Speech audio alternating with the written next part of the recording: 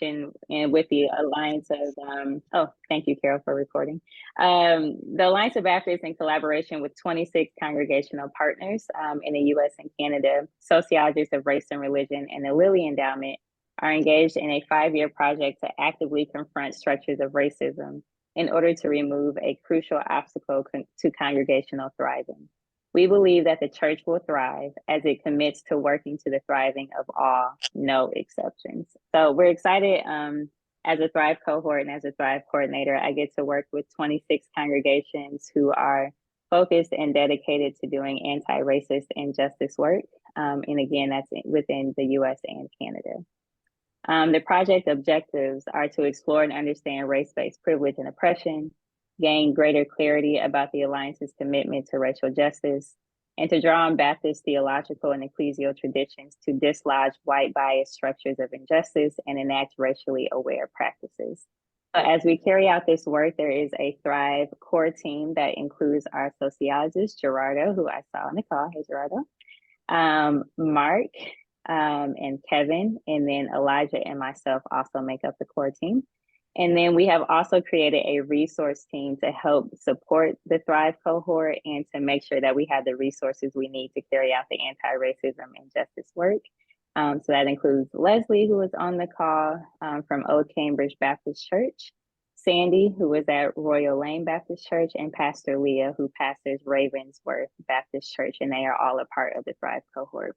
So the Prophetic Imagination Series supports the Thrive cohort work, but it's open to everyone to hear from the great work that, you know, those in the Thrive cohort and others are doing. So again, we are super excited to have Maggie, who is a part of the congregation that's a part of the Thrive cohort, to hear more about their work around anti-racism and justice efforts. So I will stop sharing my screen and I will pass it over to Maggie. Great. Thanks, Alexis. And hi, everyone. This is an awesome turnout. This is fabulous. Thank you all for being here tonight. I want to share a presentation with y'all that we did at Pullen. And just so you have a little bit of context, see, there's all the, okay, there we go. This is a presentation that we gave to the congregation in December, and I've added a few other points of commentary and also updates of what's happened since that presentation in December. So a little bit about me. My name is Maggie Zeillmann. I'm born in Raleigh, North Carolina, and grew up at Pullen most of my life. I think my mom's on the chat. Mom, I think I was maybe 6 or 7 when we started going to Pullen. Does that sound right? Yes, you were in 2nd grade. Yeah.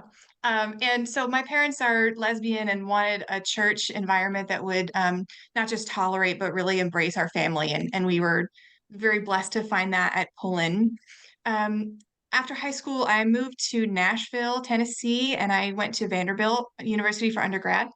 I studied secondary education, American history, and French. And I did worship at Glendale Baptist a few times while I was in Nashville, a wonderful Alliance and Thrive church. My interest in anti-racism was really sparked during my undergraduate studies.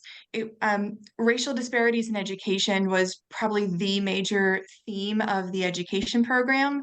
And then, of course, a lot of my American history courses hit on the history of racial disparities in the United States and also acts of resistance by Black Americans and other folks of color. And actually in the French program, too, we talked about racism within the context of the former French Empire, which is a little different. But anyway, so then I professionally taught American history at the high school level. And I'm currently a stay-at-home mom. You see in the picture my husband, Kevin, and our 15-month-old son, Henry, and baby brother is arriving in May as well. So I'm the 2024 chair of Pullen's Committee on Becoming an Anti-Racist Congregation, or ARCC, Anti-Racist Congregation Committee, as we sometimes write it. I think to understand the journey that we're starting at Pullen, you also need to understand our church and our context. So this is Pullen. It was founded in 1884, and we're located in the heart of downtown Raleigh. We're directly adjacent to NC State University, like right next to us. And in fact, there's student housing really on all sides of our building in the blocks that surround us. Pullen currently has about 600 members, and by members, I mean folks who have officially joined the church.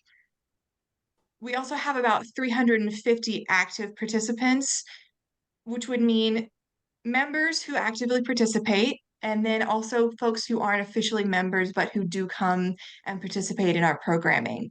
And so to clarify that difference, like while I was living in Nashville, I was technically a member of Pullen still, but wasn't actively participating at that time.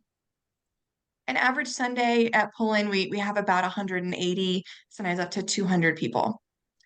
Our congregation is 97% white based on our most recent data. And we are a little bit of an older congregation. 59% of the population is aged 55 plus. But I do think that's changing. The baby that I'm having in May will be the fifth boy born at 18 months at Pullen. So that's pretty exciting for us. And it's a fairly affluent congregation as well. Our average pledge last year was just under $3,600. Um, Poland has a really proud history of social justice work really since our inception. Polonites have participated in a lot of social justice movements. For example, civil rights, protesting against the Vietnam War. The big one that we're really proud of as a congregation is in 1992, Poland voted to affirm holy unions for same-sex couples within our church, which lost us our membership in the Southern Baptist Convention. And so anyway, being on that, the sort of the cutting edge or being really active in social justice is something that we are deeply proud of at Pullen. And I see this anti-racist work as a continuation of that legacy.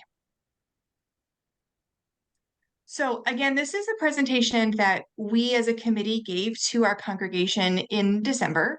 And I would love to hear from y'all as we're going through. You can jump in. I can't really see the chat while I'm presenting. So maybe Alexis or Carol, if you see relevant, comments or questions in the chat, if you could stop me. But I want to hear from y'all what sounds familiar in terms of the challenges that we're facing at Pullen, what's worked for you, what hasn't worked for you, and I'll have some time for questions as well at the end. All right, so the background on anti-racism at Pullen. This is our pastor, Reverend Nancy Petty.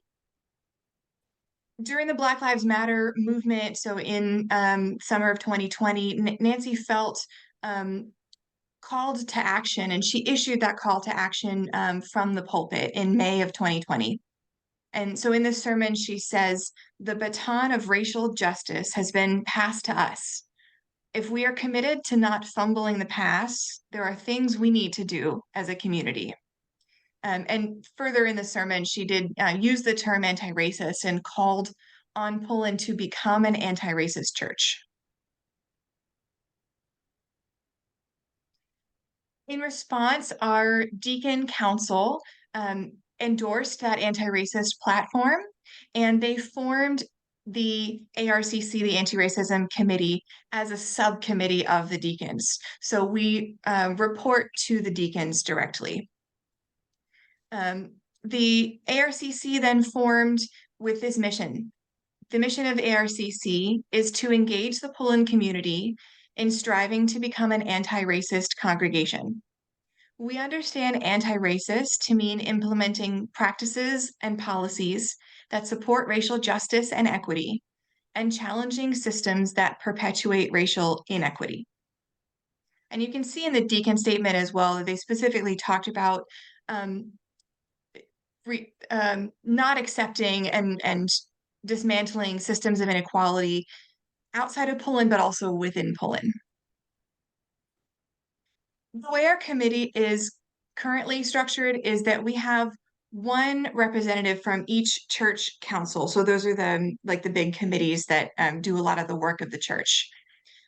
So we have one person from each council, which is 6 people, and we also have 2 staff liaisons. We are working on challenge. This part in brackets is my commentary I've added since we share this with the congregation. That we are working to restructure. We find this structure to be a little bit problematic and also a little bit challenging. So I'm meeting with the deacons in 2 weeks to talk to them about changing it. The challenges are, when we have more turnover than necessary. The way it's working right now is you serve a 3-year term on your council. So if I serve on the worship council, right? So when my term with the worship council expires, so does my term with anti-racism, even if I've only been on anti-racism for, let's say, a year before taking taking that role. So we've had more turnover than a lot of the other committees, which makes it harder to really get things done. We also have just not enough people for all of the work that we want to do this year. And we have the same people in multiple leadership roles, people already in leadership within the council structure, then taking on more leadership on anti-racism, which I'm concerned about burnout. And I also worry about the lack of accessibility. I think the fewer barriers to leadership roles, the better. So anyway, that's how we're currently structured. The major thing that our committee has done so far is to hold what we call house meetings or focus groups about anti-racism. We started this in May of 2021, and as you'll see, it took quite a while to really get them going and get some useful data from them.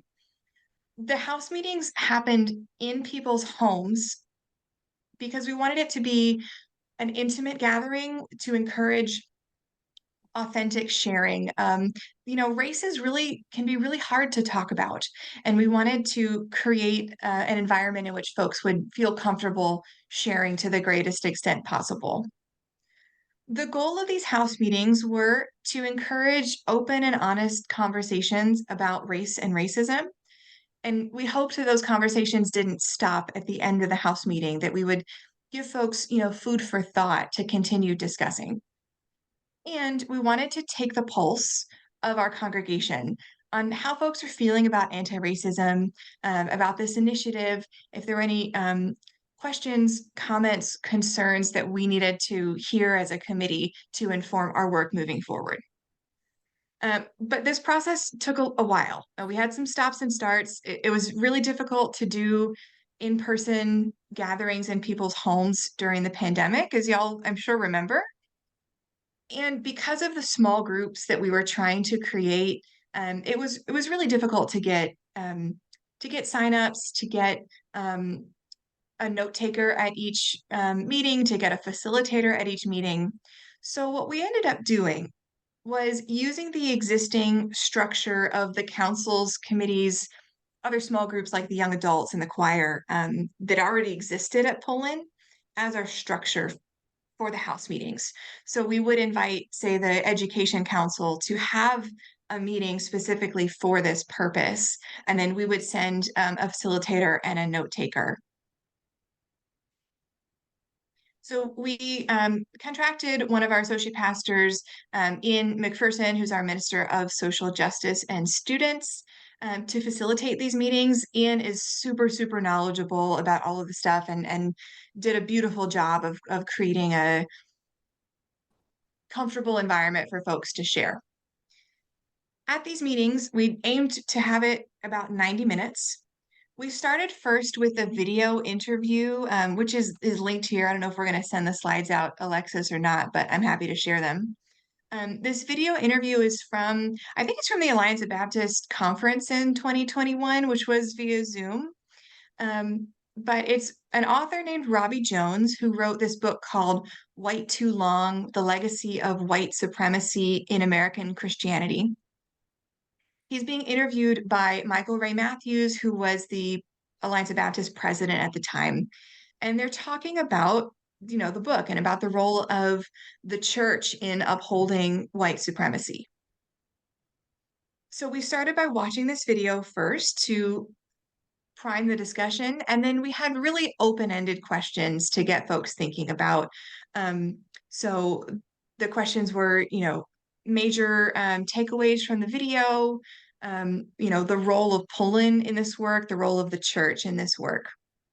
We had a note taker at every meeting, and we're very careful to ensure anonymity in the notes so that we could get all of the feedback, but not have anyone feel called out or feel uncomfortable. And that we wanted, again, folks to share really authentically. And so we thought anonymity would be the best way to do that. We did these meetings for a little over 2 years.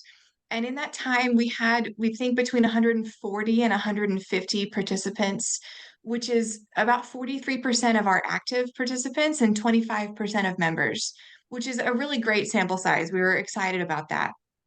But you can see in my commentary here in the brackets, one issue with the way that we did this is that we perhaps didn't get a fully representative sample of the congregation because we only talked to those who already serve on a council or committee. So those are already in leadership positions or folks who were involved in a small group. So I think there may be some people that we missed, but it was a large sample size and a lot of common ideas came up across meetings. So we felt it was that we had enough to move forward with the feedback we got. We also heard from some folks that they felt excluded by this process, that again, that they weren't on a council or committee and didn't get an invitation to a meeting. I tried to talk our committee into doing more in-person meetings with open invitations. We had already been doing this for 2 years and it was logistically challenging. So we decided to offer an online option. We didn't get any responses on that, unfortunately, but we did want to offer the opportunity. And then we as a committee had a meeting to analyze all of the notes. So we all had read through them in advance of this meeting and highlighted for the common themes, the points that came up, maybe not as commonly, but that we felt were really important, and any gaps, things that we wish had come up that people maybe weren't aware of or didn't think of, that we wanted to draw the attention of the congregation to. So while this was happening, the Anti-Racism Committee was not having regular meetings. Our major work was just to attend the house meetings as note takers, but we didn't have any other events or initiatives for the congregation from when we were formed in 2021 to when we did this presentation in December of last year. So here's what we learned from the house meetings. I'm going to break it down into a number of different points of the big takeaways that we had as a committee. So the first one is that we did have across the congregation broad acceptance and awareness of racism's role in US history. There really wasn't disagreement that racism is a defining feature of the American experience and has been historically. A lot of Pollenites shared their experiences with racism. We, have members who grew up living under segregation. We have members who participated in the civil rights movement, et cetera. There were also a lot of sharing that we'll get to this later about confusion on what anti-racism actually means, but there was definitely some sharing of just people's experiences with people of other races in general, like sharing that, they had like a Black neighbor or Black friend or something like that, and how that had maybe changed their perspective. The biggest surprise for folks from the video was the link between racism and Christianity. So Robbie Jones in his research found a positive correlation between racist attitudes and Christianity. So in other words, the more religious you are as a Christian, the more racist attitudes you're likely to hold, according to his research. And the way he did that was surveying folks, and he had sort of a formula to quantify unconscious bias all the way up to, like clan membership, which, so what he found in his research was it actually increases with Catholics being the least racist, shall we say, and then mainline Protestants next, and then evangelicals being the most racist of those categories. But all of those categories, he found higher levels of racist attitudes than non-religious people. And he wrote that the white church has been really the tent pole upholding the tent of white supremacy in American culture, that every cultural movement has to be really endorsed by the white church in the United States in order to be successful. So there was a lot of surprise at that within these conversations, and folks um, wondering how they personally may have experienced that, or may have um, taken in those ideas without necessarily realizing it. The next big thing that stood out for us from the House meetings was some confusion around the meaning of the term anti-racist. And we purposefully did not define this in the House meetings. We wanted to see what people knew about it and what their reaction was without us telling them off the bat what it means. There were a lot of folks who were really comfortable with it, very knowledgeable. There were others less so, others who I was just rereading some of the meetings, and there was one person who wondered if Pullen had coined that term, or wasn't familiar with sort of the history of how the term anti-racist has been used. There were definitely some folks who were really uncomfortable with the term anti-racist, that they feel that it's got a lot of political charge. They feel that it's maybe accusatory, is their first reaction to it.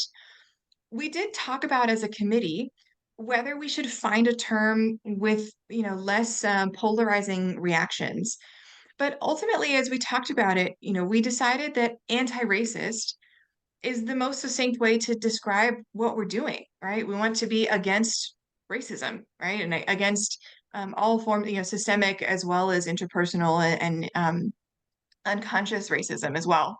So what we're focusing on now, moving forward, is educating the congregation about what anti-racism actually means, and trying to build more understanding and more, I guess, enthusiasm around the work. Another thing that came up in a lot of the meetings was more diverse worship traditions. There were some folks who had noticed, for example, that our music minister sometimes will pull in music from like Black spirituals, right? Or we'll pull in other genres of music. He loves to do like international sort of music as well as Native American. And sometimes he'll ask us to move or clap or something like that. And that was something that a lot of folks connected with anti-racist initiatives at the church. A lot of people were really uncomfortable about it, and shared that they really prefer the more formal high church, kind of white church feel. So there was conversation about whether we're willing to change the way that we worship at Pullen in the name of anti-racism, and if not, why not? And then there was discussion about whether that would actually be an anti-racist act, right? Are we just building on stereotypes about what different groups want? Do we assume that if we use more spirituals, that we'll have a more diverse congregation, that will somehow um, combat systemic racism, right? Um, and there were others who said, I think it's important that we integrate different worship traditions as a way of increasing empathy, understanding. Another major challenge, and this is one we are struggling with as a committee too, is identifying a finish line. Like, what does it really mean to be an anti-racist church? What does that really look like? Some of the ideas that came up revolved around diversity within our congregation. A lot of folks pointed to, we have a Black associate pastor. Her name came up in a lot of these meetings as saying, that's a great thing that we have a more representative staff at the church. There were also folks who had noticed that, I know I said we were 97% white, but that actually is progress from previous numbers. So folks just noticing more diversity in, on an average Sunday at Pullen, and seeing that as a really good thing. And then there were questions about whether a more diverse congregation is the same thing as an anti-racist congregation. In asking or expecting or desiring people of color to come to our church, are we still centering whiteness by having people come to us rather than us going to them? Another thing that came up in a lot of these meetings was that we used to have a relationship with a Black church in our town. We would do um, like joint services for Martin Luther King Sunday and things like that. And folks wondered, what happened to that relationship? Why don't we do that joint service anymore? The reason we don't is that they got a new pastor who was much less um, queer affirming or even welcoming to our queer staff. And so they eventually kind of set that boundary. So, but there was talk of establishing a new relationship with other Black churches and how that could enrich our worship experience. Some other ideas that came up about what an anti-racist church really looks like would be seeing and acknowledging our whiteness um, in a regular, consistent way as a church. Building authentic relationships. So again, with those partner churches, for example, and also with people of color who are at our church.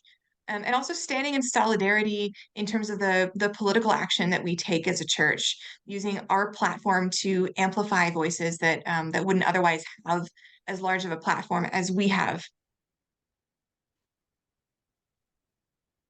The children and youth came up a lot in these meetings. There was broad agreement, of course, that we want to make sure the next generation knows better, in acknowledging that we have all grown up and lived in a racist society. We want to try to um, do better for the next generation, right? Have them grow up with fewer racialized attitudes, fewer implicit biases. And we as a committee, we say, yes, agreed. And what about those of us exercising power now? Because if the only thing we do is change the education of our children and youth, that doesn't do anything to stop how Pullen right now is reinforcing systemic racism within and outside of the church. There was also in the meetings a lack of reflection on the ways that Pullen as an organization reinforces racism. We didn't hear a whole lot of conversations asking, how are we spending our money as a church? Are we being intentional about supporting Black-owned businesses, for example? How do we use our buildings we own? In addition to our main church building, we have like an office building that we own. How are we using those, and what are our goals with using our building in a way to dismantle or counteract systemic racism? How are we engaging in the community beyond our walls? We have a lot of partner organizations. How do we decide who we're going to partner with, and what role does race play in those decisions? How do we distribute leadership within our church?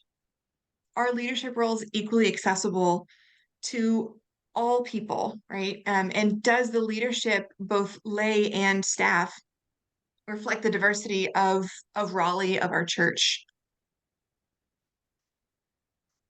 There also wasn't a lot of reflection on the theological aspects of white supremacy.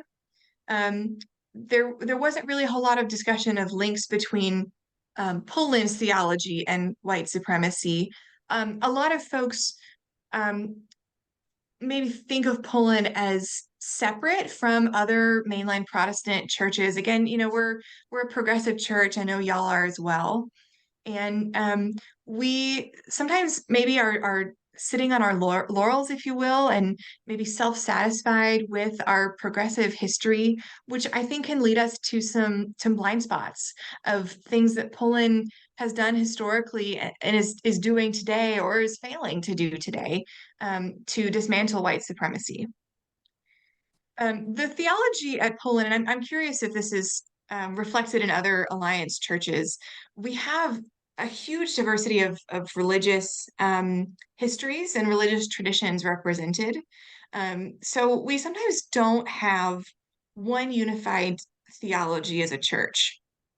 We don't really use the word sin a whole lot. We don't use the word confess very often. And we wondered as a committee if sometimes not having those conversations of acknowledging sin and confessing sin could make us have a more difficult time seeing our own complicity, and whether there could be perhaps some catharsis in creating opportunities for confession. We also wondered if the Baptist tradition of individualism blinds us to structural racism. If we think too much about ourselves as individuals and not enough about how the systems in which we operate can also be perpetuating racism. And finally, we had some uncertainty and some disagreement about Pullen's role in anti-racism. There is a lot of enthusiasm for this work in the congregation, and there are a lot of folks who are uncomfortable with it. I know that we've lost a few people already over this work. Some folks said that they didn't really see a need for this, that they don't think of Pullen as a racist church. I put white fragility in brackets here to talk about Robin DiAngelo, who wrote White Fragility, talks a lot about the need to divorce our understanding of racism from our understanding of being a good person. That so often we think if you are a racist, you are a bad person. So I'm a good person, so I can't be racist, right? Or Poland is a good church, right? We're a progressive church. We're welcoming and affirming. So that means we can't be racist. And so one thing that we want to work on as a congregation is this understanding that um, all of us have racial biases and all of us exist within systemic racism, meaning that when I say, when we talk about implicit biases that you have, I'm not saying that you're a bad person. I'm saying you've grown up within this context of white supremacy and that we have a responsibility to dismantle that. There were also some folks who didn't feel like this was really our brand. They didn't see that it fit with the other social justice initiatives that Poland does. And some folks who said, we're kind of already doing this, aren't we? We do a lot of social justice to do with race. And so a lot of the work we're doing, they already see as anti-racist and wondered, what's the need for this committee to exist and for this word anti-racist to be used so much at Poland.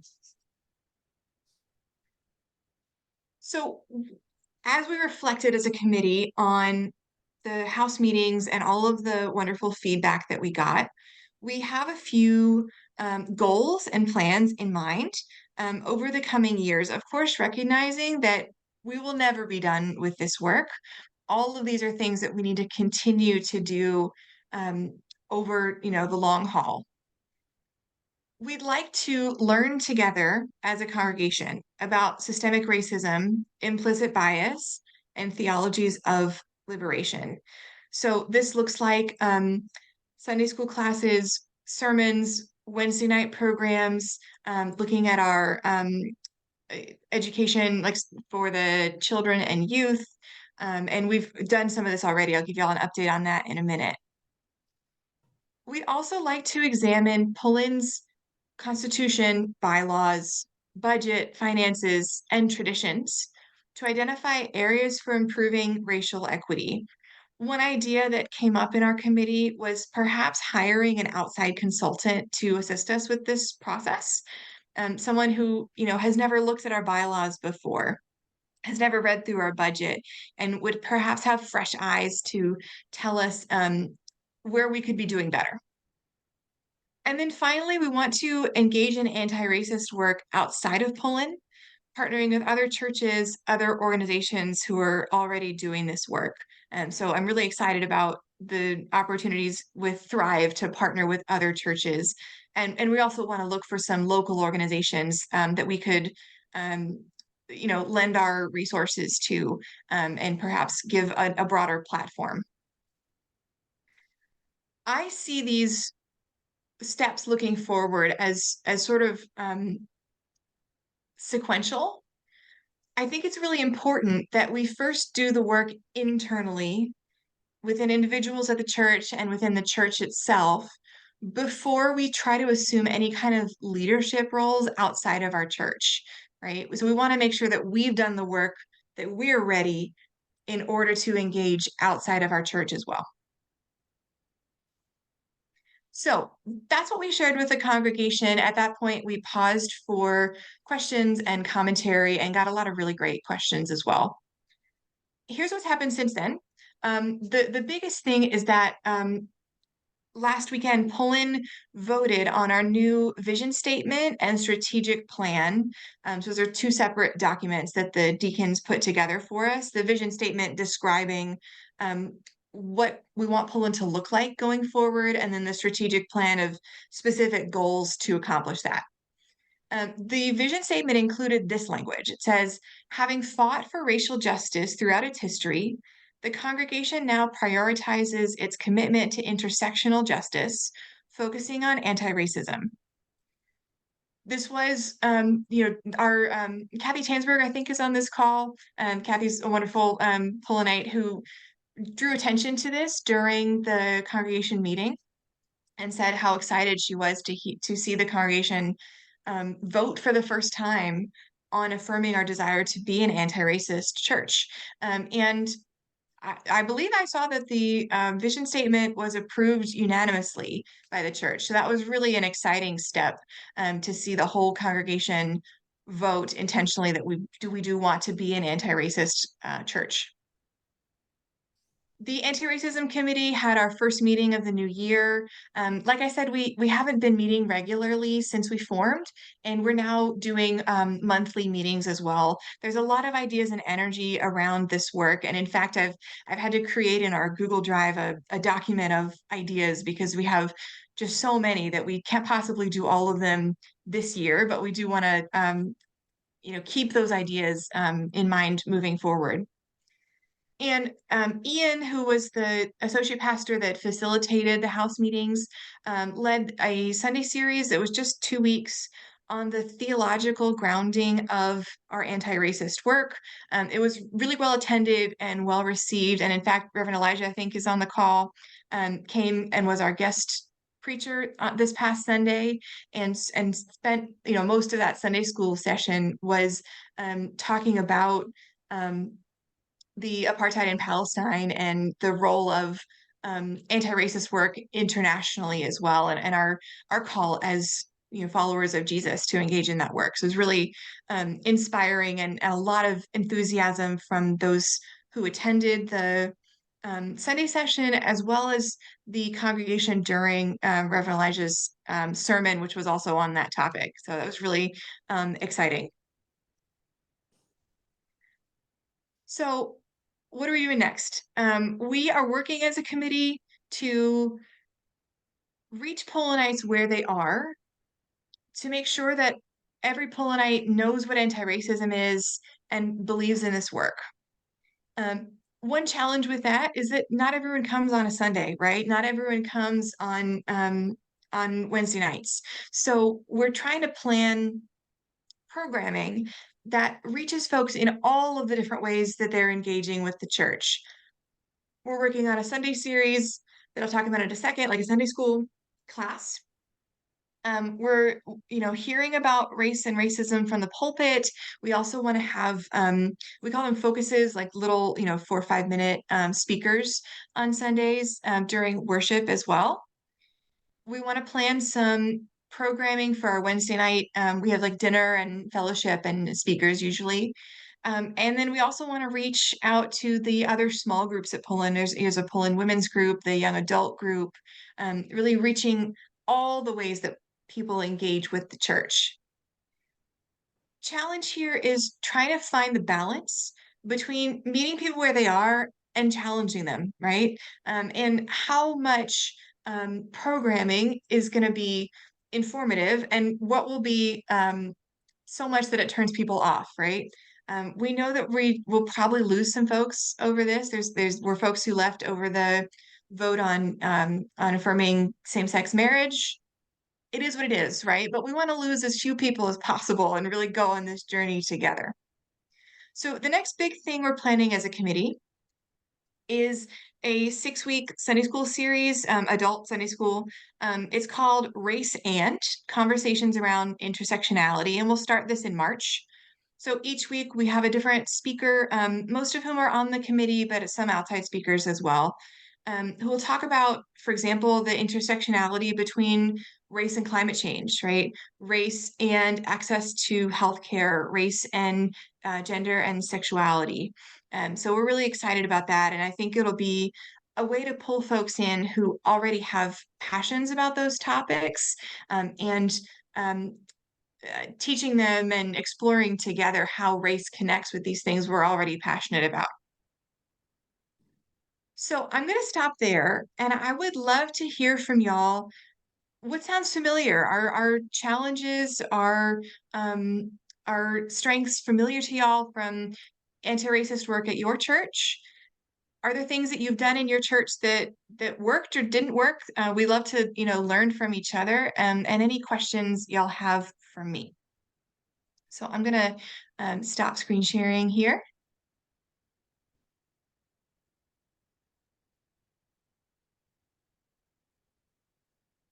And y'all can put questions in Um, the chat or aloud, whatever you prefer. and Maggie, you have a few comments in the chat that I can either read now or ask folks. Great. Yeah, Talking. Alexis, that would be helpful. Thank you. Yeah, no problem. So Lynn mentioned that at FBC Columbia, they held a service of lament and truth telling that involved responsive confession, which I think is a great idea to involve in your worship and liturgy. Lynn also That was said the beautiful. race and intersectionality series is a framework that she wants to talk with their team about. So thank you. And Mm, then Jerry mentioned that at Rock Spring congregation, they're conducting a self audit right now to ask questions about how they spend their money, use their building, etc., in support of mm, anti-racism. And they are identifying actions to take to further their anti-racism journey. The audit was mm. developed by their local UCC association, and they said it's so wonderful to hear what you all are doing. Gerardo asked a great question about what's the update about the work that Rock Spring is doing. And Jerry mentioned that they have also bumped up against white fragility, which you mentioned in your presentation, but they're working through it. A lot of work to do. And Jerry, thank you so much for offering to share the report that Rock Spring has done. So after the presentation or sometime this week, when Jerry shares the report, I'll see if we can send it out to you all as well. And I think those were all of the comments in the chat. I do see this comment from Carol about race and economic justice. Yes. I'm the presenter on education, and I can tell you that my presentation will hit on economic issues quite a bit. I think it'll really be incorporated into most of the sessions. But you're right, that was we had a list of like 12 things that we thought about for this series and cut it down to 6. But I certainly race and economic justice is a major topic for us to explore as well.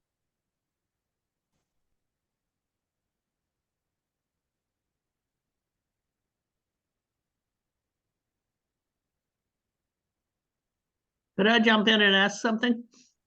Sure. Oh, good. Thank you. I'm Susan Rogers. I go to the First Baptist Church in Worcester, Massachusetts.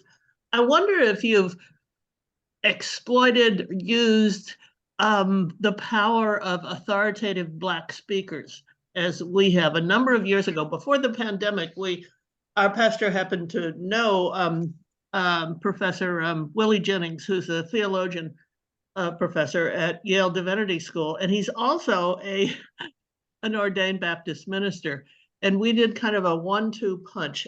He's a very big deal in theology.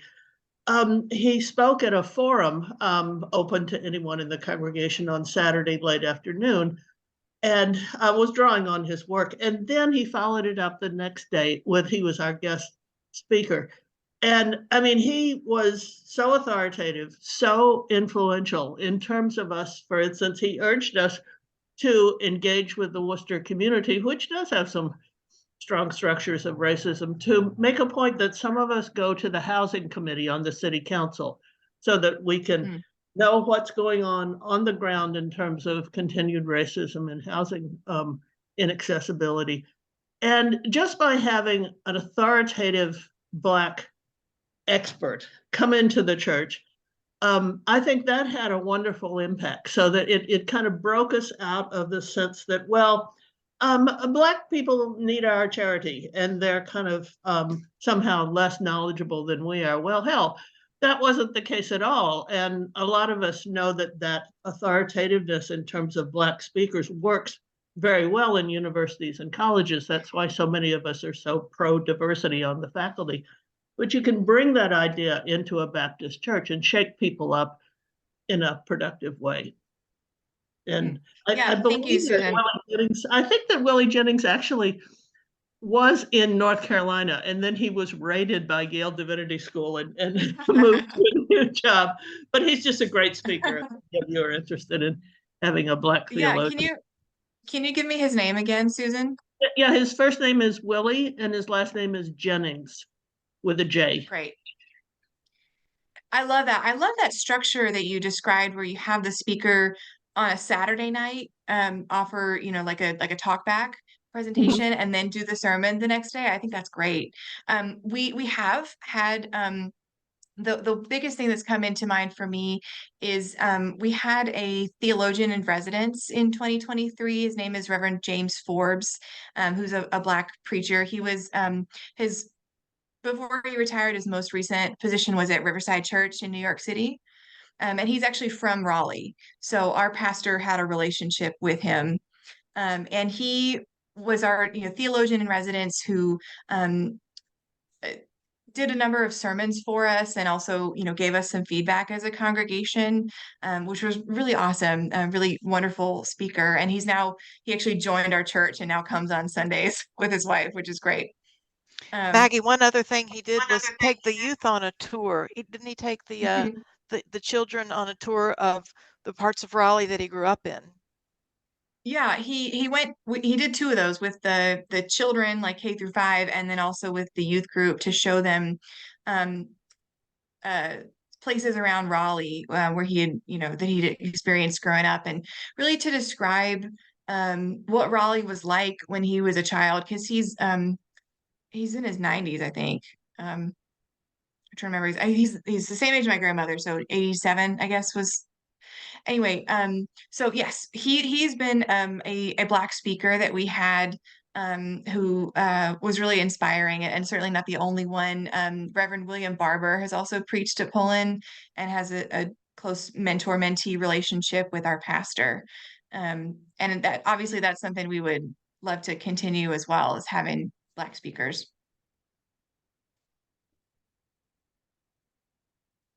All right, I'm looking in the chat.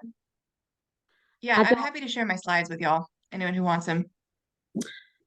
I'm Flora Blackstock and a member of St. Charles Avenue Baptist Church, and I don't know how to do chat, but you're good, Flora.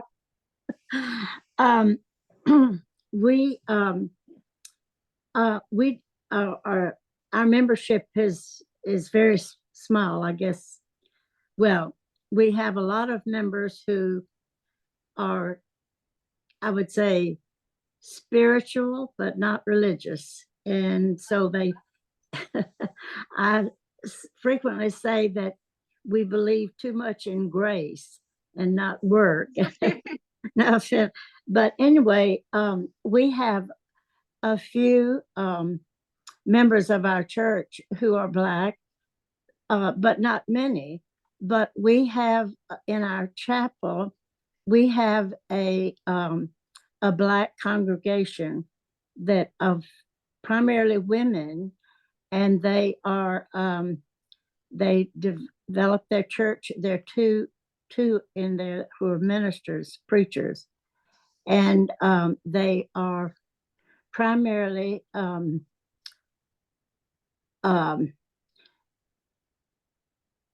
gay and what are the, it's an LB, what the LGBT? The church, basically, although they would welcome other people too. But they have difficulty worshiping or finding their churches to worship. And one thing that um,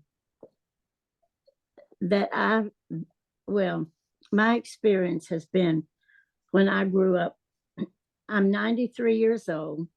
I've been Baptist all my life, and Baptist churches are very different. But my belief is that to be Baptist is that you, and the way I grew up is each person was responsible for studying the scripture and interpreting it for themselves, and are not, in other words, to respect difference and diversity of understanding. And a long time ago, I concluded that in our country, in this era of life, the Christian responsibility, or the responsibility of followers of Jesus, and I believe that that Christians are to be the actual presence of Christ in the world, in all the worlds that we inhabit. And I concluded that how we do that is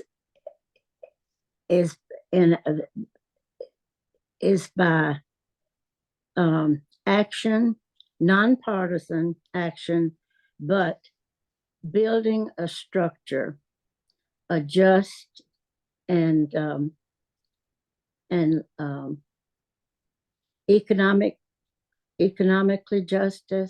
economic justice, civil justice, criminal justice, and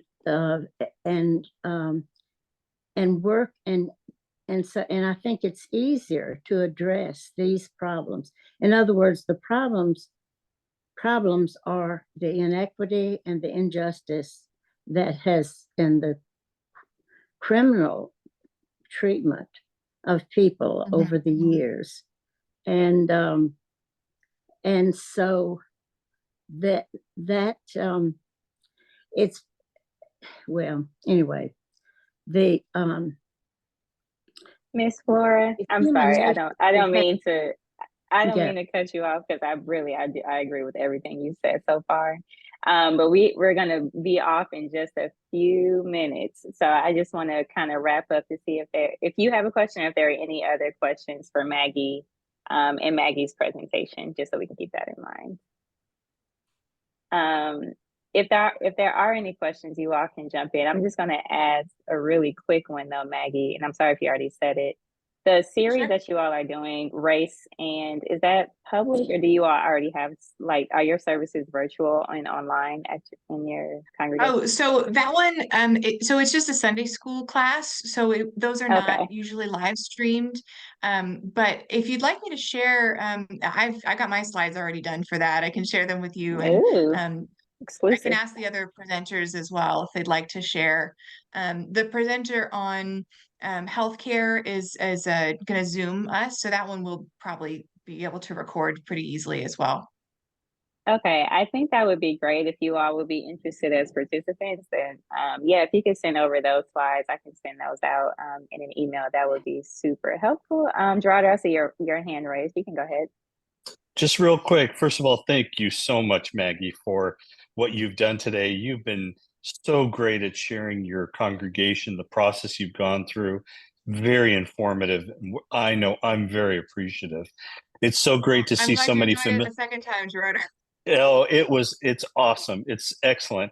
And it's so good to see so many familiar faces. I believe that the way in which you walk through this, every church is going to do it differently. But I think it might be interesting at some point to get a sheet of paper that says, we started here, we use these prompts for our house meetings. You know, what are the questions that you laid out about how you did that? And then what you did in terms of follow-up. I know you had a congregational meeting, really good showing. I was able to be there. I was so glad for how many people in the church really were curious and vested in what was going on and what you were learning. And so it seems like there's just a little bit more handles that then people could accommodate for their own context that might be helpful. So I think that's where you presented it great. There's also this sense of there's a lot built into the way you do things because you're a teacher and you know how to do things. There might be some advice there of how to go about it in other people's congregations. Does that make sense to you?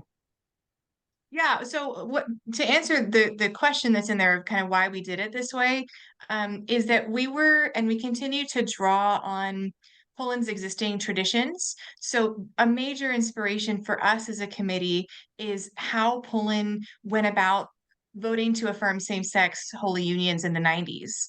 And that house structure, house committee or house meeting structure was one of the major ways that they did that. I just actually finished reading a book one of our a Polonite wrote about that whole process and have drawn a lot of inspiration from it. It's a little different because they had a specific end goal, right? Like that we're going to take this vote, whereas being anti-racist is a little more nebulous, shall we say? And they also had a time crunch with a specific couple wanting to have a holy union on a specific day.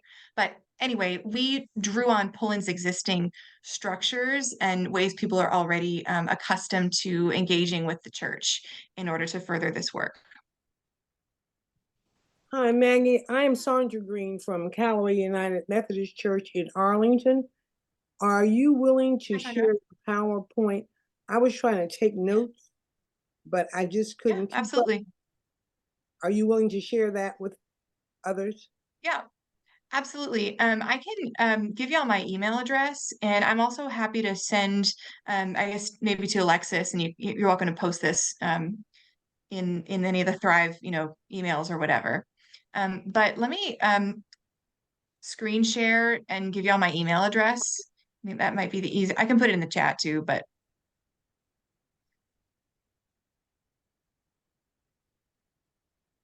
Yes, I will. Yes, so Maggie put her email in the chat. I can share it in an email to all the participants, and then we'll also share it on the Thrive website as well for you all to access as needed. I also share all of the resources that were shared tonight. So the resources that Gerardo shared in the chat, I can also put in that same, see if we can put that in the same email. Slides, recording, resources on the same email. Perfect. Thank you, Maggie, for that. Any other last questions? We did have another comment in the chat about affirming Ms. Flora's important contribution about the big picture and why this work is so important. And I also want to affirm the quote that sometimes we have too much grace and not enough work. I could be on the t-shirt. Yeah.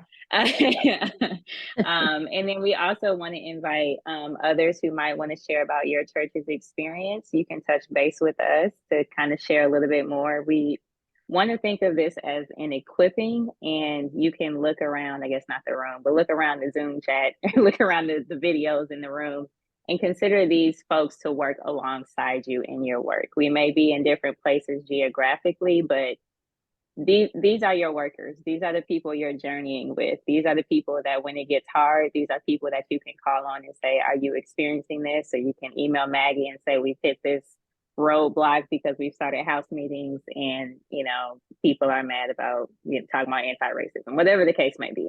These are folks that are working alongside you. And sometimes those spaces are not always visible, right? So these kind of quiet underground Zoom calls are ways that we can connect with one another and see each other as colleagues. So I really appreciate, Maggie, your presentation around that, not just the joys, but also the challenges that you all face as well. So even if we didn't have time tonight, feel free to just send your experiences to my email. We can find a way to bring that all together. Before we go into upcoming save the dates and the next prophetic imagination, I will let Maggie close us out if you had any closing comments or anything you wanted to add. Well, what I would just say is, we titled this presentation A Long Walk Toward Justice, and I feel like at Pullen, we're really at the start of that long walk. I'm excited to partner with other Thrive churches as we continue on this journey together. So, Alexis, thank you so much for the opportunity to present tonight. And I do hope y'all will get in touch with me and we can continue sharing ideas and resources. Awesome. That was incredible. Thank you, Maggie. And I also want to say this is an example of not only what or who we lose along the way, but also who we gain. So everyone in this room, you have also gained in this anti-racism work as well. So I'm going to go ahead and share my screen again, just to give you all some save the dates. So our next Prophetic Imagination is set for February 20th at 7 p.m. So it's funny, your race and Maggie is also where we were going with Prophetic Imagination. It's kind of like, what are some intersections? So that's cool. So maybe we can talk more about that. But the next one is going to be about reproductive justice, faith in action. And then March 21st, tentatively, is going to be on disability justice at 7 p.m. Eastern. And the Prophetic Imagination Series is open to all. Those of you in the Thrive cohort, it's more expected that you are in these Prophetic Imagination Series because it helps to support the work in the congregations that you are doing, but it's open to everyone. And a new thing that we're rolling out is Thrive workshops. And this is to go a little bit deeper into the work and the feedback that we have been receiving from the Thrive cohort that they wish they could learn more about. So we're going to have a workshop on congregational history.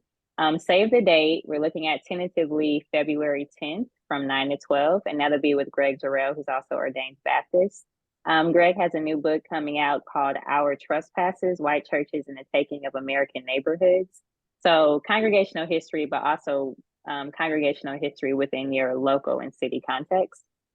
And then in March 23rd from 9 to 12, we want to have a workshop around abolition, which continues the conversation from last year's gathering around abolition. Lauren is also a part of the Thrive cohort from Highland Baptist Church.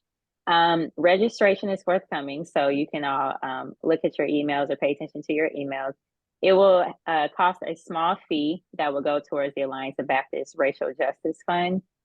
For each workshop, we need at least 10 people registered to move forward with it because we want it to be worth everyone's time. And this is specifically for the Thrive cohort.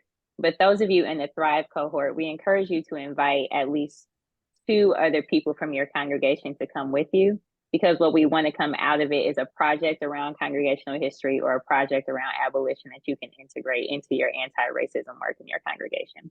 So save those dates. They might change, but save those dates for now, and then pay attention to your emails and we'll have more information. So again, Prophetic Imagination is open to everyone. Thrive workshop is specifically for the Thrive cohort in those congregations. Yeah, I think that is all. Thank you all so much for coming tonight. My email is alexis@allianceofbaptist.org. Feel free to email me at any time with questions or concerns. Yeah, and thank you again, Maggie, for this presentation. It was incredible. Thank you. My pleasure. Thanks, everyone. Have a good night. Bye-bye.